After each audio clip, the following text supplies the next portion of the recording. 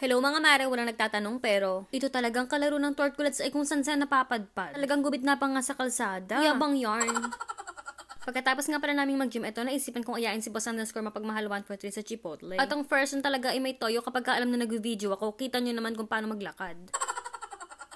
Alam nyo, isa din talaga sa favorite ko itong Chipotle. At ayan na nga si Boss at sinashake na nga niya ang pagkain niya. Yung sa akin nga ay hindi ko na sinashake. Lasang kasi ay hindi ko talaga nauubos yan. So parang mamaya may pagkain pa ako. Pagkatapos nga namin kumain, dumaan na kami sa Lowe's. Nahinto pa nga ako dito kasi una tutuwa ako, string of dolphins. O diba ang cutie mga mare ko, yung shape niya talaga is para talaga siyang dolphins. Kaya nga string of dolphins, diba? Hoy!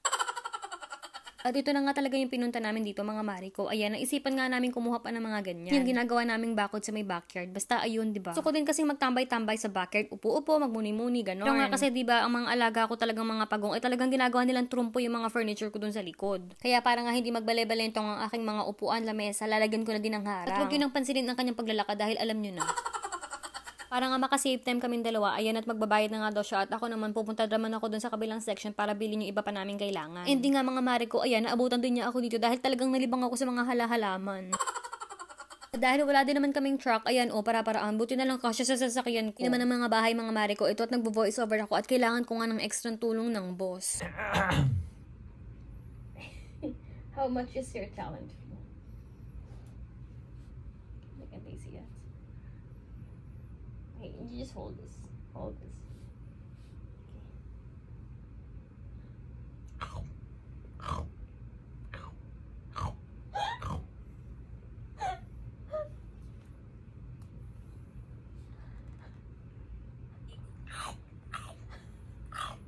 Let me just watch that. Honey! Para-paraan talaga. Hoy, Tortoli, ikaw ba yan? Kinabukasan nga mga mare ko, nagmunta natin kami ng gym. Lower body workout nga ako at si Boss _ mapagmahal 143 naman ay nasa kabilang dulo at nagbaboxing. Ang pag-workout talaga mga mare ko ay kadugtong na talaga ng buhay namin. Talaga manghihina kami mag-asawa kapag hindi kami nag-workout. Hoy! At ito nga mga mare ko at nakauwi na kami ng bahay. At may bisita pa nga ang tortculets o ang cute. At syempre, meron din tayong mga bagong chicharong bulaklak. Wala talagang palyato mga mare ko, nakakatuwa. Kaganito talagang tanghali, ayan si Tortili nasa payamansyon at ayaw nga mangitim. Siya nga daw ay nagkokojik. Huy! At ito naman si Tortoli, ayan, medyo nagmiminero siya dyan. At ito naman ang favorite spot ni Tortali. Hoy, palakda ka dyan! Ali. Ali.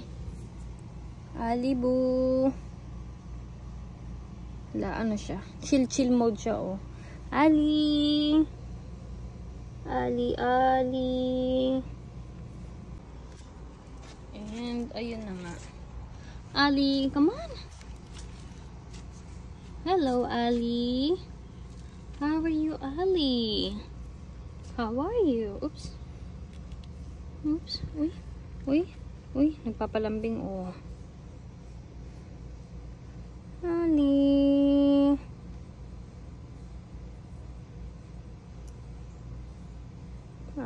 Ali. Uy, sells yarn.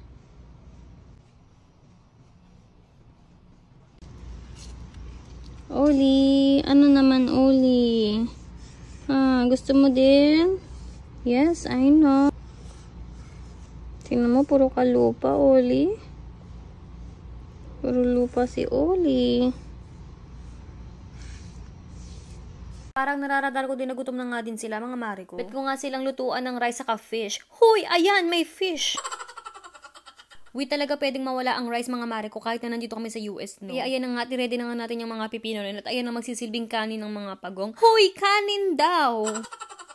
Kumapit ka nga na dyan mga mare ko at talagang manalig ka lang. At ito nga mga mare ko, talagang tinatanggal ko lang ang balat para maging kulay puti lang siya. Tapos ayan, hiwa-hiwain mo lang siyang maliliit para nga magsilbing kanin siya, ganon. Kailangan talagang maging mapamaraan ka dito, ganon. Mukha nga nakarami na din ako, kaya ayan, pwede na yan. At isasalin ko nga muna dito sa aking bowl. Pagkatapos ito, watermelon nga, ito, huhulma lang tayo dito ng courting fish, ganon. Pagkadali-dali lang talaga nito mga mare ko, no? At ayan nga mga mare ko, parang na-excite na nga din ako dito kahit na sobrang simple lang niyang gawin. At pag ganun-ganun lang mga mare ko, ayan nga, meron na tayong fish da. Kaya naman more pa mga mare. At bogs, ayan na nga mga mare ko ang mga fish da. Ano nga kayang klaseng isda to mga mare ko? Tilapia, bangus, janitor fish. Huy, ano kaya to?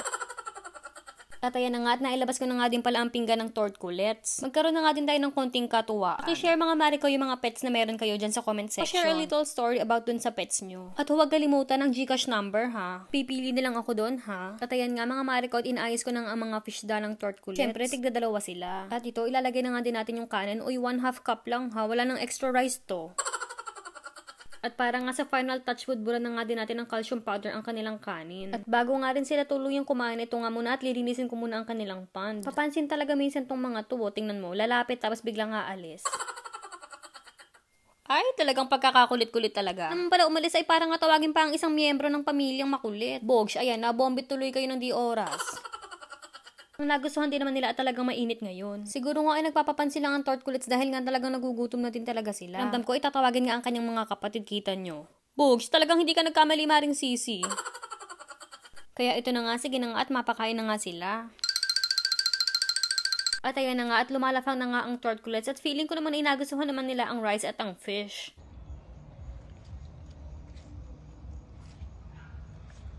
At pag ganun-ganun lang mga Marikoy, ayan na nga at mukhang patapos na nga sila. Pakiramdam ko nga din ay para bang nabitin sila. Kaya ayan nga at binigyan ko nga muna sila ng extra pang pagkain. At ayan, binasa ko na nga ng konti para medyo lumambot. At dyan muna nagtatapos ang ating vlog mga Mariko. Huwag kalimutang i-share ang pet pictures nyo dyan sa comment section. And share something about your pets na din. At syempre huwag kalimutan ang Gcash number. Thank you for watching and see you guys on my next one!